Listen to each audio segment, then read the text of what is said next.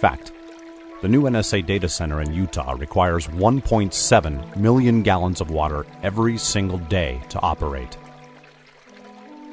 Billions of Fourth Amendment violations need massive computers and the water to cool them. That water is being supplied by the state of Utah. Fact: there's absolutely nothing in the Constitution which requires your state to help the feds violate your rights. Our message to Utah: turn it off.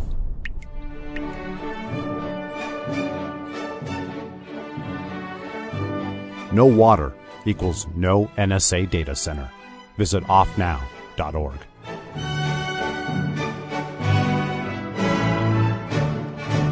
That was awesome.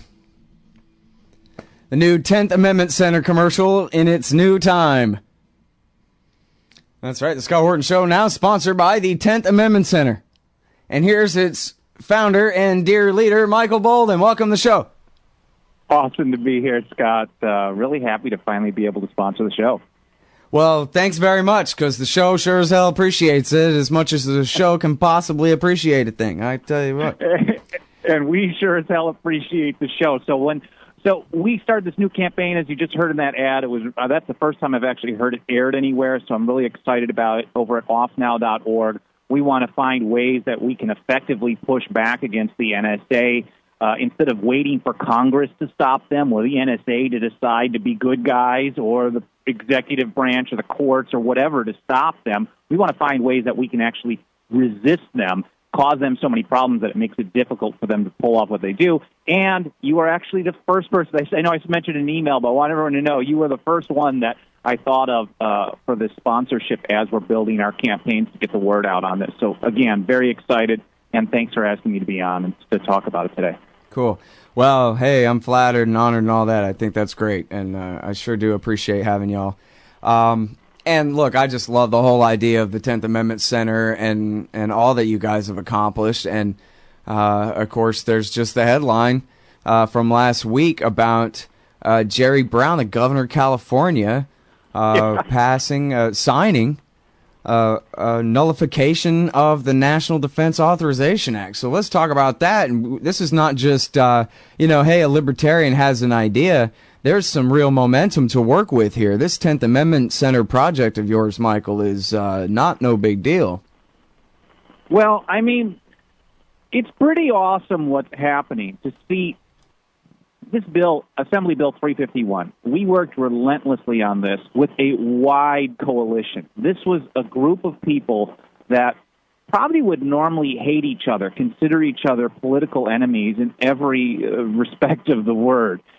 People like 99% Coalition, Occupy groups, CARE, Tea Party, Republican groups, ACLU, 10th Amendment Center, Oath Keepers, Libertarian Party, all set aside their differences to have regular meetings in private, conference calls, strategy sessions, and worked relentlessly for about 15 months to lobby, starting at a local level in Southern and Northern California, on local communities to pass resolutions supporting this action. And then when the bill was introduced by a Republican in the Assembly, Tim Donnelly, to work to lobby to show up at Assembly committee hearings, and on and on and on. And it passed 71-1 in the Assembly, 37-0 in the state Senate. I actually thought Jerry Brown was going to veto it because it was taking a stance against the federal government. What it does is it creates a state policy that the state of California will not put any resources or participate in any way in the implementation, not only of indefinite detention under NDAA, but as the wording of the bill says, any federal law which purports to authorize indefinite detention. So it's future-proof, and it's a very strong first step by saying, hey, we're going to say no to this, to rendering that law null and void. And as we've seen in the past, people like Rosa Parks have proven that when you say no, you can create a movement and change the world. Right. Well, and especially when anybody can tell you that that's wrong. What do you mean the military arrests people and hold them without trial for the rest of their lives? This is right. America. Well, right? I mean, who could argue with that other than Lindsey Graham or somebody? Well, there's a few, and they like that kind of power, and they don't want people to know that they can actually do something about it.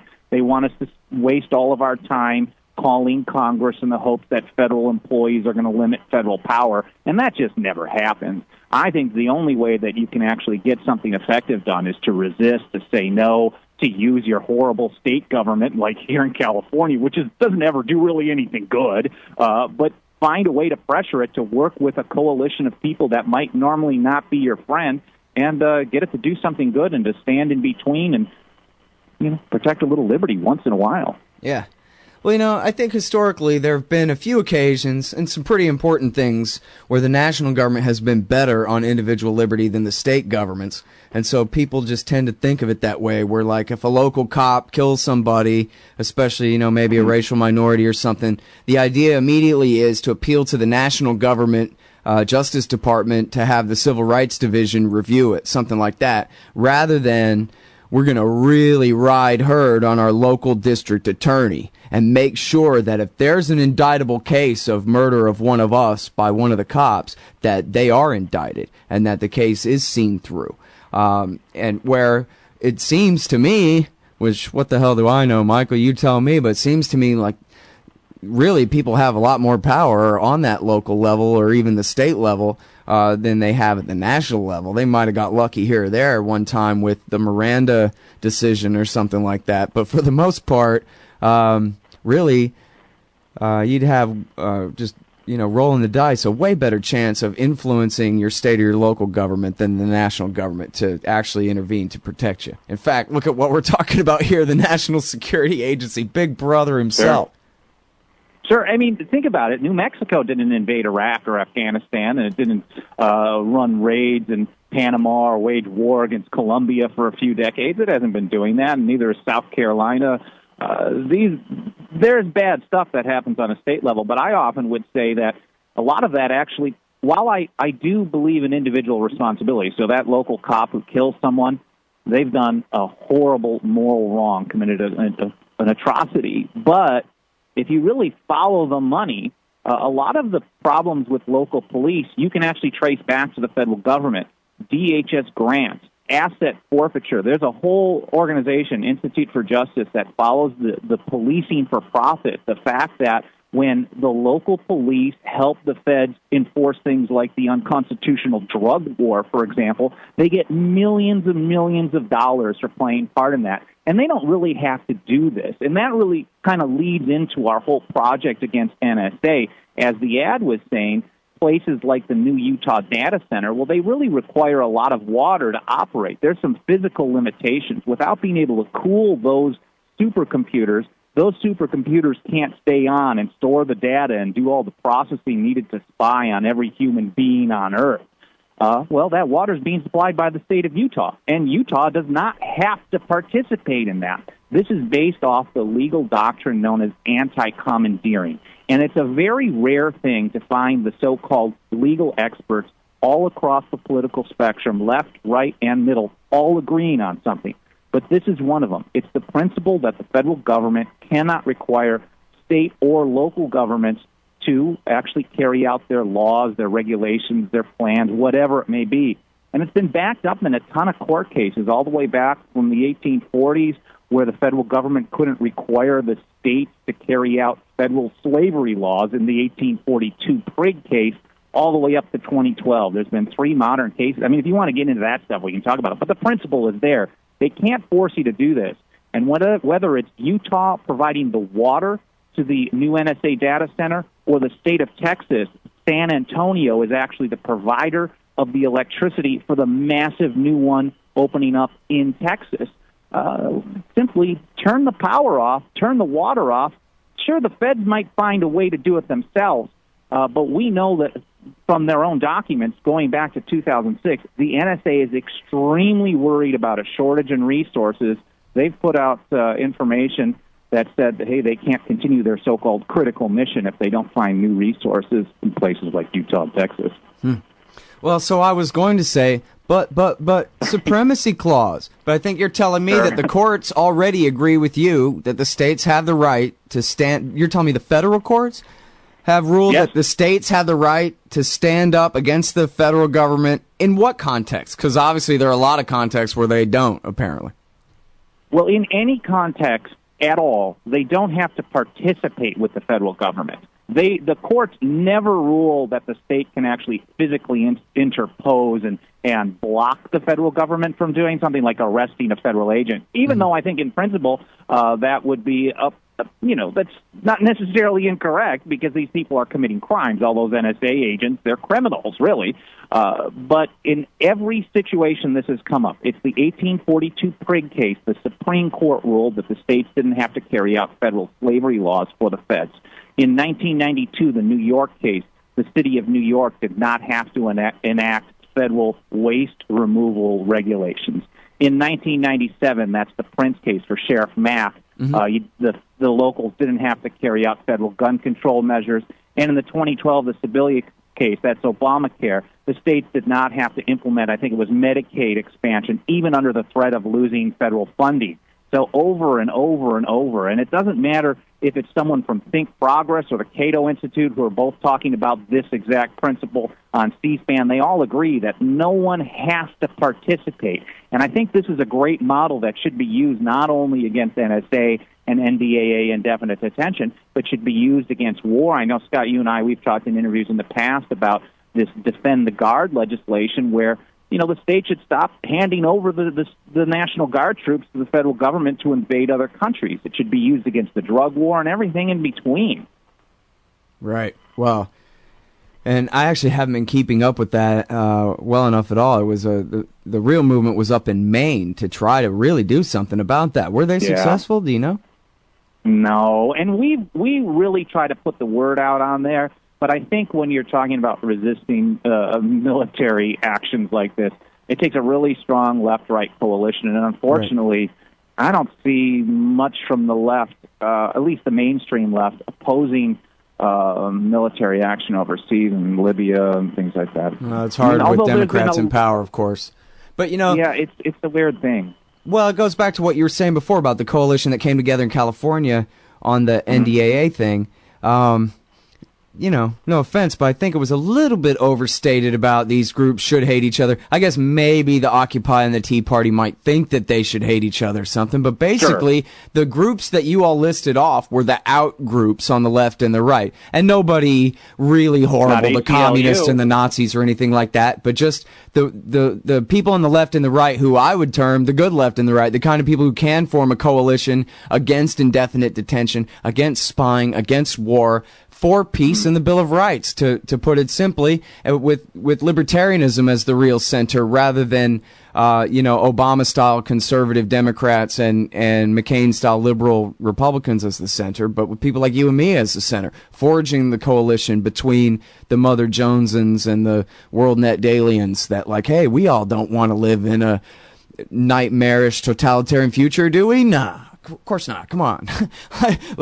We can do this. We can realign. And that's really what you're doing is you're actually realigning left and right, and you're realigning up and down in this country too, and getting back to, actual federalism as compared to what we call federalism now, which is nationalism.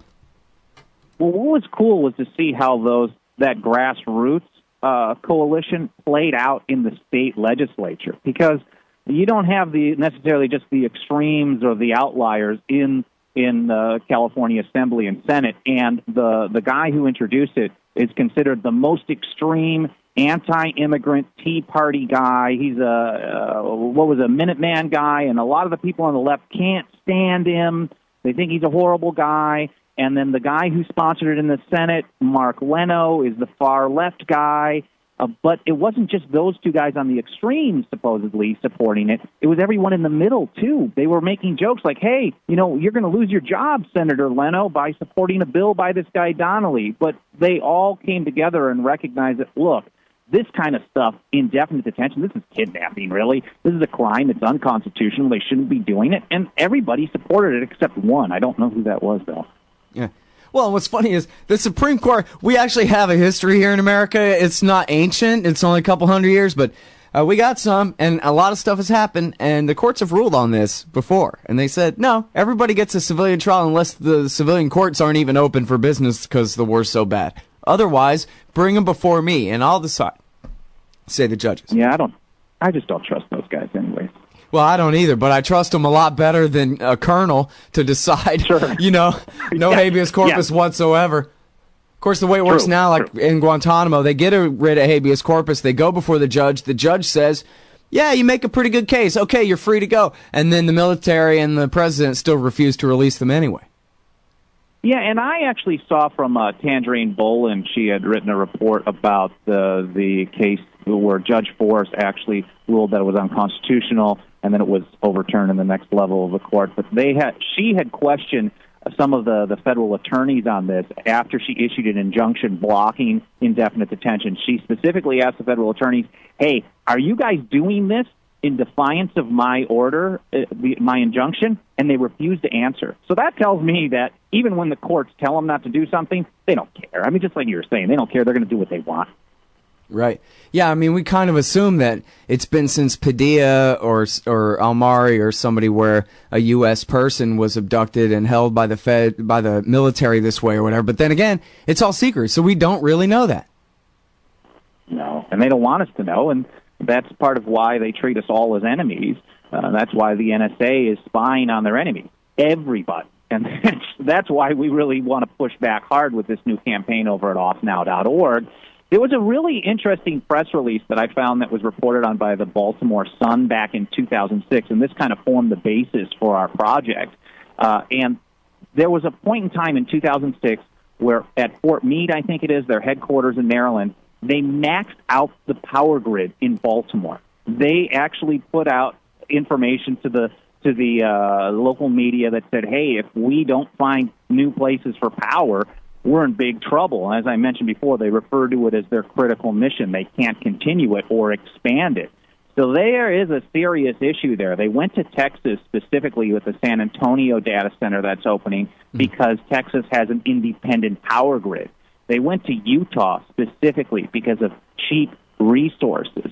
They're expanding in Colorado, in Augusta, Georgia. In Georgia, the city of Augusta is providing the waste treatment, the sewage treatment, the water, the electricity. It's a lot of all openings. This stuff is happening. It's a lot of places to hit them. Yeah, think about that. I mean, the NSA obviously needs electricity, and they're not getting it from solar yet.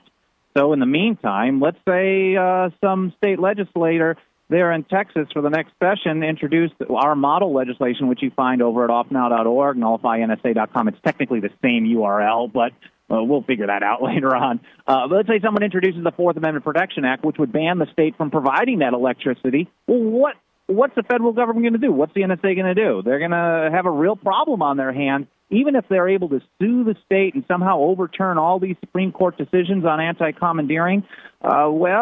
This is going to cause a lot of disruptions and issues for the NSA. And I'd like to see that happen not only in Texas, but in Utah, in Georgia, in Tennessee, in Maryland, in Hawaii, Colorado, at Yakima, Washington. All over the country this stuff is happening. But even in the areas that there aren't actual physical NSA locations, you can still get this type of legislation introduced on a state or a local level because the NSA is now funneling through the DEA's Special Operations Division. It's called SOD. All this warrantless information for the investigation and prosecution of day-to-day crimes, primarily drug war stuff that they shouldn't be involved in the first place.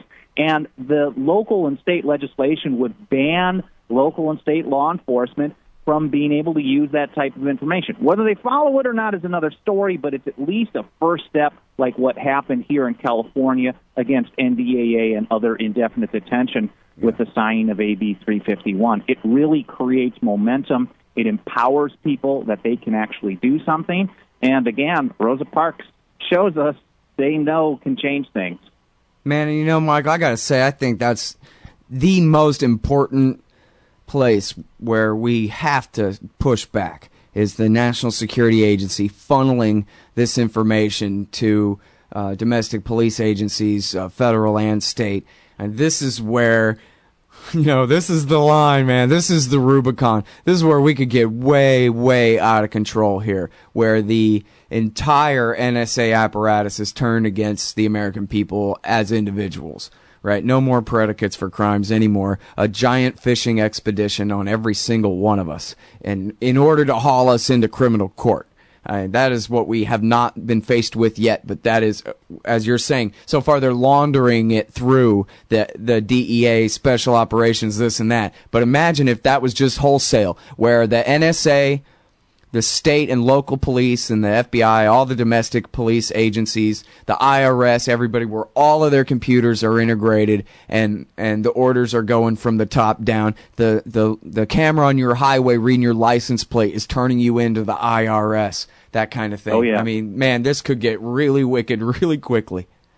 Well, this kind of stuff is actually already happening in some limited use. So, for example, here in Los Angeles, there's a great coalition led by a guy named Hamid Khan called the Stop LAPD Spying Coalition, and one of the big things that they're pushing back on is suspicious activity reporting. Basically, what you're saying, they're getting information back and forth with the FBI, DHS, and probably NSA and the DEA, and it's basically anything, anywhere. It could be the camera on your vehicle, on the highways, or if you're sitting on a bus, people are supposed to report you doing something wrong with your camera. They're supposed to take a picture and send it in. I mean, this is crazy type stuff that is happening. They probably do trial run here in L.A. or something and want to roll it out to the rest of the country. But yeah, you're right. This is where it can go absolutely nuts if people don't resist. And I'm not talking about resisting by making just a phone call about a bill, but eventually it's going to have to come down to people taking actions like turning the power off. That it seems like a serious confrontation in order to stop these people. Yeah. Well, Neil Postman wrote in his book Technopoly that in America it's the complete surrender of culture to technology, and that any gadget that can be invented will be invented and will be implemented as soon as it's cheap enough to be implemented. Witness, for example, the cameras everywhere, where they never held a single vote. They just put them up as soon as it was cheap enough to put them up. That kind of thing.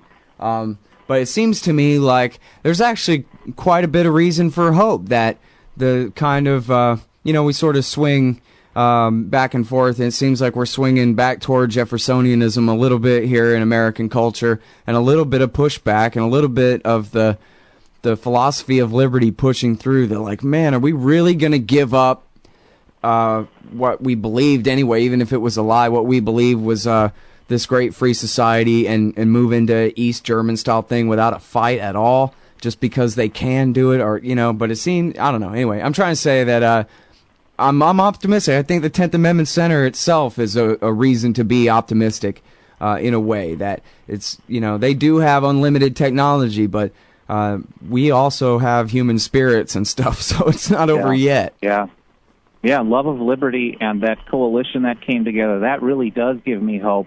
It actually can bring me to tears a little bit when thinking about it, because this is what our real political enemies want us to treat our neighbors like our enemies. And when we resist that pressure, we can actually get things done. We can move forward, and hopefully that'll be an example for people around the rest of the country. All right, now, so talk for 1 minute about how people can get involved in this thing. Offnow.org, offnow.org, offnow.org. We're running campaigns to get legislation introduced. We've got commitments from legislators in 3 states already. We just started to introduce a Fourth Amendment Protection Act, but you can go get the model legislation, learn how this all plays out, find which corporations are partnering with the NSA, find out who maybe you should start boycotting, for example, and, of course, financially, if you want to contribute, help us run more ads and things like that, all those links are there on the website. That's great. Again, offnow.org. And again, for people just tuning in, it's Michael Boldin from the 10th Amendment Center, nullifynsa.com, offnow.org, and they need your help to push this thing, model legislation, to get your state to push back, to push up against the national government. And they're the newest sponsor of this show. And isn't that great news? So please go and check out offnow.org. And thank you, Michael Boldin, for your time on the show and for your cooperation, sir. Awesome. Thanks, Scott. Thanks. Hey everybody, Scott Horton here. Ever think maybe your group should hire me to give a speech? Well, maybe you should. I've got a few good ones to choose from, including how to end the war on terror, the case against war with Iran, central banking and war, Uncle Sam and the Arab Spring, the ongoing war on civil liberties, and of course, why everything in the world is Woodrow Wilson's fault. But I'm happy to talk about just about anything else you've ever heard me cover on the show as well. So check out youtube.com/Scott Horton Show for some examples, and email scott@scotthorton.org for more details. See you there. Hey everybody, Scott Horton here for The Future of Freedom, the Journal of the Future of Freedom Foundation at fff.org/subscribe. Now, you know they publish great articles at fff.org every day, but their best stuff goes in The Future of Freedom. It's just $25 a year for the print edition, $15 to read it online, and I got a new one coming out in September in there, U.S. Responsible for Somalia's Misery. Support FFF. Sign up for The Future of Freedom at fff.org/subscribe. And tell them Scott sent you. Hey, I'll Scott Horton here to talk to you about this great new book by Michael Swanson, The War State, The Cold War Origins of the Military-Industrial Complex and the Power Elite. In the book, Swanson explains what the revolution was, the rise of empire, and the permanent military economy, and all from a free market, libertarian perspective. Jacob Hornberger, founder and president of the Future Freedom Foundation, says the book is absolutely awesome, and that Swanson's perspectives on the Cold War and the Cuban Missile Crisis are among the best I've read. The poll numbers say that people agree on one thing. It's that America is on the wrong track. In The War State, Swanson gets to the bottom of what's ailing our society. Empire, the permanent national security bureaucracy that runs it, and the mountain of debt that has enabled our descent down this dark road. The War State could well be the book that finally brings this reality to the level of mainstream consensus. America can be saved from its government and its arms dealers. First, get the facts. Get The War State by Michael Swanson, available at your local bookseller and at Amazon.com. Or just click on the book in the right margin at scotthorton.org.